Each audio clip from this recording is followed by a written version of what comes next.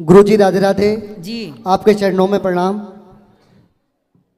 गुरुजी मेरी बात, एक चीज़ मेरी समझ में ये नहीं आती, जैसे कि जब पुरुष का विवाह होता है, जैसे कि हमारी भी शादी हुई, हमारा विवाह हुआ, तो पत्नी पूरे साथ निभाती है, जब तक निभाती है जब तक उसकी मृत्यु नहीं हो जाती।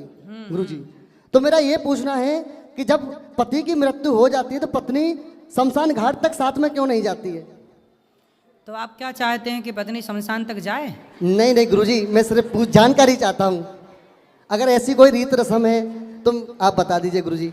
सबकी एक मर्यादा है जी। हम किस में बंधे हुए हैं?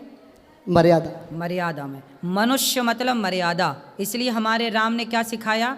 मर्यादा में रहो, इसलिए उनका नाम पड़ा मर्यादा पुरुषोत्तम। जी गुरुजी। क्या बोला जाता है राम को? मर्यादा पुरुषोत्तम। नारी की एक मर्यादा है। कहते हैं धनानि भूमौ पशवश्च गोष्ठे नारी गृहद्वारी जनः श्मशाने देहश्चितायां परलोक मार्गे धर्मानुगो गच्छति जीव एकः। धनानि भूमौ, ये धन संसार तक साथ देता है। जी। पशवश्च गोष्ठे, पशु पक्षी गाय बैल हाथी, ये एक घुड़शाला तक गौशाला तक जी साथ देते हैं, वहीं तक रहेंगे। उससे आगे कहाँ? पत्नी द्वार तक साथ देती है, दरवाजे तक, ये मर्यादा है। पत्नी दरवाजे तक। पत्नी जो होती है, नारी जो होती है, उसका दिल ना कोमल होता है। जी गुरुजी। है ना? जब शमशान स्त्रियां क्यों नहीं जाती, बेटी शमशान क्यों नहीं जाती? आजकल तो देखो बेटियां भी बाप पे आग लगा रही हैं, चिता पर। जी गुरुजी। आजकल तो सब जा रही हैं, लेकिन उस जमाने में नारियों को जाने से मनाही थी। उसका कारण क्या था? साइंटिफिक सुनो। लड़की बेटी शमशान नहीं जाती, पत्नी शमशान नहीं जाती, माँ शमशान नहीं जाती।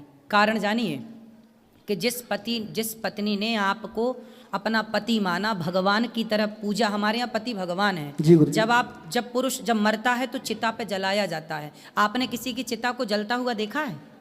जी गुरुजी। देखा ना, कितना दर्दनाक होता है ना वो।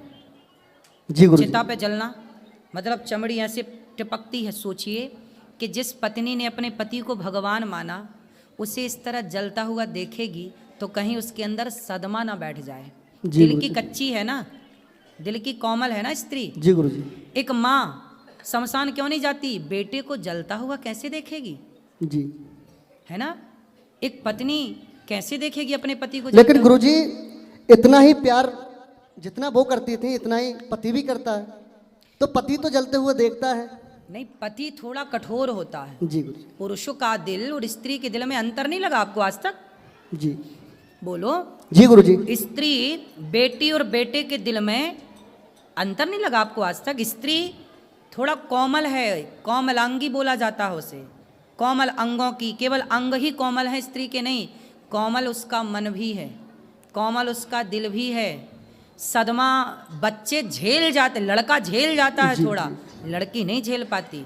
ठीक है, ये पुरानी परंपराएं चली आई हैं कि कौन किसे जलता देखेगा। पुरुष देख सकता, पुरुष थोड़ा कठोर हो, इसलिए माँ, इसलिए बच्चा बाप से डरता है, माँ से नहीं डरता। जी गुरुजी। है ना?